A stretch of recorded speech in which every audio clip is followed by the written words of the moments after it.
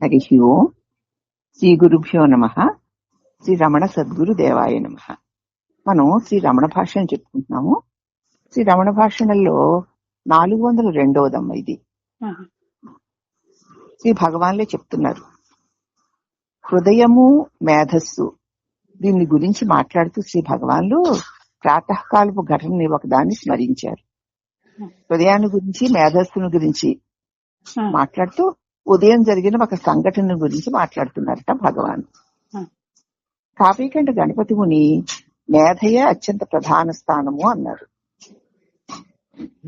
కావ్యకంఠ గణపతి ముని అన్నారట, మేధస్సే చాలా గొప్పది, అదే ఒక ప్రధాన స్థానము అని కావ్యకంఠ గణపతి మునుడు అన్నారట ఉదయం. కాదు, హృదయం అంతకన్నా ముఖ్యమైంది అన్నారట భగవాన్. మేధస్సు కంటే కూడా హృదయం అంతకంటే చాలా ముఖ్యమైంది అన్నారట భగవాన్. చాలా మంది ఈ సంవాదాన్ని చాలా జాగ్రత్తగా వింటున్నారు. కొన్నాళ్ల తర్వాత భగవాన్కి ఒక ఉత్తరం వచ్చింది. ఎన్ఎస్ అరుణాచలం అనే కుర్రాడు ఈ సంవాదం మీద ఇంగ్లీష్ లో వ్రాసిన పద్యం ఉందన్నమాట దానిలో, ఉత్తరంలో. అప్పటికి అతడు మెట్రికులేషన్ కూడా పూర్తి చేయలేదట ఆ పిల్లాడు. ఆ పద్యంలో కవితా ప్రతిభ ఎక్కువగా ఉంది. హృదయము శ్రీ భగవానులు, మేధస్సు శ్రీ కావ్యకంఠులు. అలాగే భగవాన్ సూర్యుడైతే కావ్యకంఠుడు సోముడు. సదస్సు వసుధ సూర్యకాంతి చంద్రునిలో ప్రతిఫలిస్తుంది. సూర్యుని కాంతి చంద్రునిలో ప్రతిఫలిస్తుంది కదా, ప్రతిఫలించి వసుధ మీద ప్రకాశిస్తుంది. అప్పుడు దాన్ని వెన్నెల అంటాము. సూర్యుని కాంతి చంద్రునిలో ప్రతిఫలించి ఆ కాంతి వసుధ మీద ప్రకాశితమైతే దాన్ని వెన్నెల అంటాం. అలాగే హృదయం ఇచ్చిన ఎరుకలో మేధస్సు వర్ధిల్లుతోంది. సూర్యకాంతిలో చంద్రుడు వర్ధిల్లుతున్నట్లు హృదయం ఇచ్చిన ఎరుకలో ఈ మేధస్సు ప్రకాశించగలుగుతోంది. అంటే మేధస్సు స్వయం శక్తివంతమైనది కాదు. ఎలాగా అంటే చంద్రుడు స్వయం శక్తివంతుడు కాడు. తన శక్తికి సూర్యుడి మీద ఆధారపడి ఉన్నాడు చంద్రుడు. అలాగే ఈ మేధస్సు తన తెలివికి హృదయం మీద ఆధారపడి ఉంది అని. తనువు అలాగే హృదయం ఇచ్చిన ఎరుకలో మేధస్సు వర్ధిల్లుతోంది, తనువు రక్షితమవుతోంది. హృదయం ఇచ్చిన ఎరుకలోనే మేధస్సు ప్రకాశిస్తోంది, తనువు కూడా రక్షింపబడుతోంది, పోషింపబడుతోంది. ఈ బోధ రమణ గీతలో కూడా ఉంది. హృదయమే అత్యంత ప్రధానమైన కేంద్రము. అందుండి ప్రాణశక్తి ప్రకాశములు మేధస్సుకు ప్రసరించి దానిని కార్యకరణ సమర్థవంతం చేస్తున్నాయి. హృదయమే అత్యంత ప్రధానమైన కేంద్రము. దానిలో నుంచే ప్రాణశక్తి ప్రకాశము, ప్రకాశం అంటే తెలివి ప్రకాశము మేధస్సుకి ప్రసరించి దానిని కార్యకరణ సమర్థం చేస్తున్నాయి. కార్యాలు చేయడానికి కావలసిన సమర్థతని, సత్తాని ఇస్తున్నాయి. అత్యంత సూక్ష్మ రూపంతో హృదయంలో అంతరితములై ఉన్న వాసనలు మేధస్సుకు చేరుకుంటాయి. ఎప్పుడైతే హృదయంలో నుంచి ప్రకాశం మేధస్సుకే చేరుతుందో అప్పుడు అత్యంత సూక్ష్మముగా ఉన్నటువంటి వాసనలు ఆ మేధస్సుకి చేరుకుంటాయి. ఆ కాంతి ప్రవాహంలో ప్రయాణం చేసి అవునమ్మా మేధస్సు వారిని సినిమా తెరలో లాగా అత్యంత విస్తృత రూపాలుగా అనుపదం చేసి ప్రచురింపజేసి ఆ చిన్న ఫిల్ములో నిక్షిప్తమైనటువంటి బొమ్మలు తెర మీద పెద్దవిగా కనిపిస్తున్నట్లు అది కనిపించడానికి ప్రకాశము ఉండాలి. ఆ ప్రకాశంలో ఆ వాసనలు, ఆ బొమ్మలు ప్రసరితమై తెర మీద సజీవవంతంగా ఉన్నట్లు చూపిస్తూ ఉంటాయి. అలాగే హృదయంలో నుంచి శక్తిని పొంది మేధస్సు వర్ధిల్లగలుగుతోంది. దానివల్ల తనువు కూడా రక్షితమవుతోంది. అందుచేత హృదయమే అత్యంత ప్రధానమైన కేంద్రము. ఆ హృదయంలో నుంచే ప్రాణశక్తిను ప్రకాశమును, ఒక శక్తి ఒక ప్రకాశము, అంటే ఆ శక్తి ప్రకాశవంతమైంది. సత్యము మేధస్సుకి ప్రసరించి దానిని కరణ సముద్ధం చేస్తుంది. కార్యాలు చెయ్యగలిగినట్టుగా శక్తినిస్తుంది. అత్యంత సూక్ష్మ రూపంలో హృదయంలోనే అంతర్గతములుగా ఉన్నటువంటి వాసనలు ఈ కాంతి ప్రవాహంలో మేధస్సుకి చేరుతాయి. హృదయ కాంతి ప్రవాహంలో మేధస్సుకి చేరుతాయి. అప్పుడు మేధ వారిని సినిమా తెరలో లాగా అత్యంత విస్తృత రూపాలుగా ఆ చిన్న తలంపుని పెద్దగా అవును అలాగే కదా ఇలాగే కదా అంటూ, అదిగో అందుకే కదా బయటవాడు ఇలా చేస్తున్నాడంటూ వెలుపల ఉన్న దానిలాగా చూస్తుంది. ప్రపంచం సినీ దృశ్యం కంటే భిన్నంగాని అధికంగాని కాదు అనడం అందువలనే ఈ ప్రపంచం ఆ సినిమాలో కనిపిస్తున్న దృశ్యం కంటే గొప్పది కాదు, తక్కువది కాదు. కేవలము సినిమాలో కనిపిస్తున్న దృశ్యము వంటిదే అని ఉంది ఆ అబ్బాయి రాసిన ఉత్తరంలో. దీనికి చిన్న వివరణ ఇచ్చుకుందాము.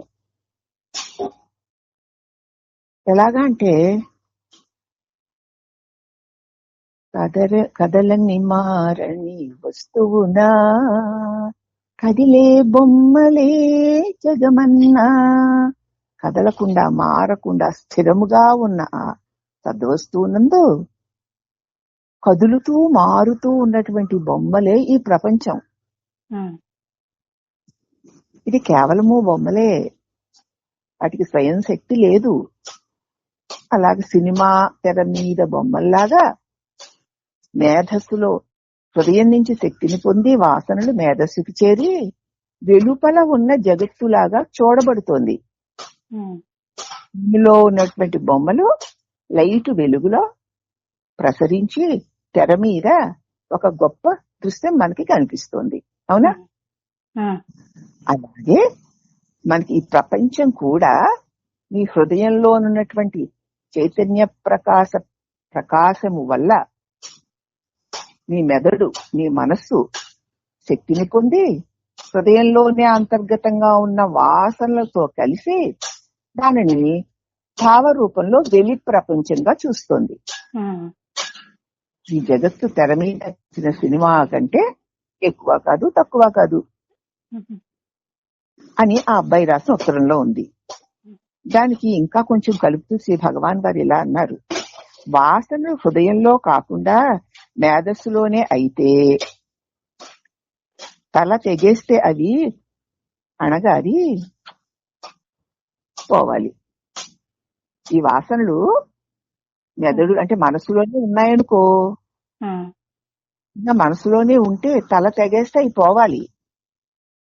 అది హృదయంలో కాకుండా మేధస్సులో ఉన్నవైతే, మేధస్సులో శక్తి ఎక్కడుంది? లేదా హృదయం వల్ల కదా మేధస్సు శక్తిని పొందుతోంది. ఆ వాసనలు హృదయంలో కాకుండా మేధస్సులోనే అయితే తల తెగవేస్తే అవి అడగారిపోవాలి. అలా అయితే పునర్జన్మలే లేకపోను కదా. తీసేసిన వెంటనే మళ్ళీ తిరిగి మొలిచి రావు కదా. రావు. అలా కాదు, కాసేపు ఇప్పుడు తీసేస్తాము, ఇప్పుడు ఉండో మళ్ళీ రేపు పొద్దున్న వచ్చేస్తూ ఉంటాయి, 5 నిమిషాల మళ్ళీ వచ్చేస్తూ ఉంటాయి. అవునా? కానీ అలా కాదే, ఆత్మవాణిని తనకు అత్యంత సన్నిహితంగా పదులపరుస్తోంది అన్నది స్పష్టం. ఈ వాసనలన్నీ కూడా హృదయంలోకి చేరిపోయి హృదయంలో పదిలంగా ఉంటున్నాయి. ఆ దాచటం తనలోనే, తన హృదయంలోనే. లోభి తన నిధులనన్నీ తను చెయ్యి దాటనివ్వకుండా తనలోనే దాచుకుంటాడు. చూడండి, లోభి ఎవ్వరికి పిసరు అందకుండా తన ఆస్తుల్ని, ఐశ్వర్యాన్ని, ధనాన్ని అలా మూటగట్టుకుని తన దగ్గరే పెట్టుకుంటాడు. చూడండి, అలాగే లోభి తన నిధులన్నిటినీ తన చెయ్యి దాటనివ్వకుండా తనలోనే దాచుకున్న రీతిగా. కాబట్టి వాసనలు ఉండే చోటు ఆత్మయే. అంటే హృదయమే. వాని ఖేళనకు రంగస్థానం మేధస్సు. వాసనలేమో హృదయంలోనే, ఆత్మలోనే ఉన్నాయి.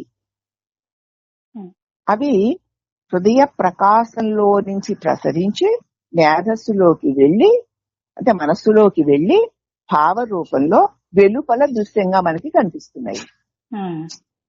అది మనస్సులోనే ఉన్నవైతే ఒకసారి రాగానిచ్చి అంటే పోవాలి. అవి సాత్వికంగా పోయినట్టు కనిపించినా మళ్ళీ వెంటనే వచ్చేస్తున్నాయంటే అవి మనస్సులో ఉన్నవి కావు. మళ్ళీ వెంటనే వెనక్కి వెళ్ళిపోయి హృదయంలో దాక్కుంటున్నాయి. మళ్ళీ సందర్భం వచ్చేసరికి లేచి వస్తున్నాయి. విషయం అర్థమైందా? బాగా అర్థమైందమ్మా. కాబట్టి వాసనలు ఉండే చోటు ఆత్మయే, అంటే హృదయమే. వాని ఆటకి రంగస్థలం మేధస్సు. అవి ఆడాలి అంటే అది మనస్సులోకి, మేధస్సు అంటే మనస్సులోకి వస్తే తప్ప ఆ ఆట అవ్వదు. ఎప్పుడైతే ఆ ఫిల్మ్ లో ఉన్నటువంటి ఆ బొమ్మలు ఆ కాంతిలో ప్రొజెక్ట్ చేస్తే తప్ప సినిమా రాదు బయటికి. అదే విధంగా ఆ హృదయంలో నుంచి హృదయపు కాంతి ప్రవాహంలో వాసనలు ప్రవహించి మెదడులోనికి, అంటే మనస్సులోనికి చేరి అవి వెలుపల ఉన్న దృశ్యాలుగా మనకి పడుతున్నాయి. కాబట్టి వాసనలు ఉండే చోటు హృదయమే. వాని ఖేళనకి రంగస్థానము మేధస్సు, మనస్సు. కాబట్టి మనస్సు ఈ జగన్నాటకం ఆడడానికి చక్కటి తెర.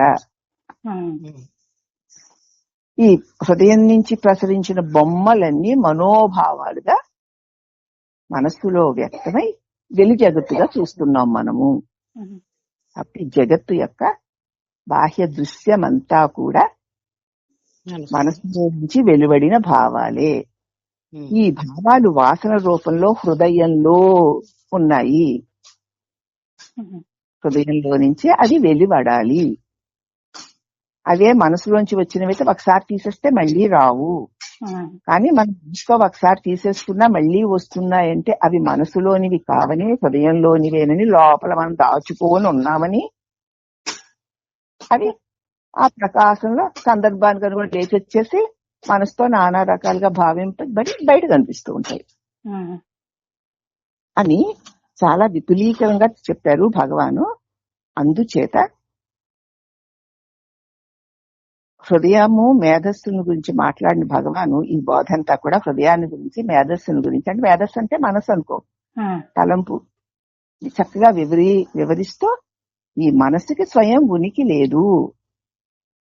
సూర్యకాంతి నుంచి చంద్రుడు కాంతిని గ్రహించి ప్రకాశిస్తున్నట్లు ఆత్మకాంతిలో నుంచి ప్రసరింపబడిన కాంతి వల్ల మనస్సు ప్రకాశిస్తోంది. మనసుకి స్వయం శక్తి లేదు. పైగా వాసనలు మనస్సులోవి కావు, వాసనలు హృదయములోనివే. హృదయ యొక్క ప్రకాశము ద్వారా అవి మనస్సుకి చేరి భావరూపంలో వెలి జగత్తుగా చూడబడుతున్నాయి.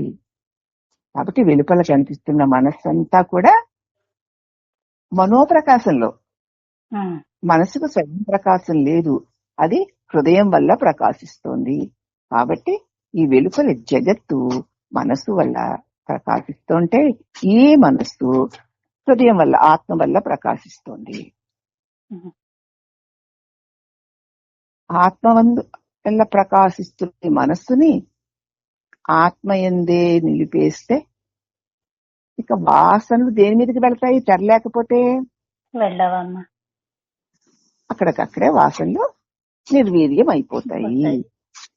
కాబట్టి మనస్సుని హృదయంలో ముంచి ఉంచుటయే సరి అయిన సాధన అనేటువంటి చక్కటి సందేశాన్ని శ్రీ రమణ భగవాన్ వారు మనకు అందించారు. ఓం సద్గురు శ్రీ రమణ. అనేక వందనములు. హరి ఓం.